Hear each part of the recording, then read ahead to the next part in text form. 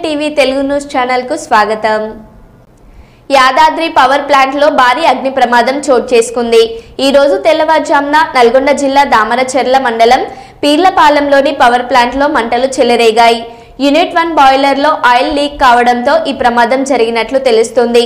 సోమవారం తెల్లవారుజామున 1 గంట సమయంలో మొదటి యూనిట్ లోని బాయిలర్ నుంచి ఆయిల్ లీక్ అయింది। అదే సమయంలో కింద వెల్డింగ్ చేస్తుండగా మంటలు అంటుకున్నాయి।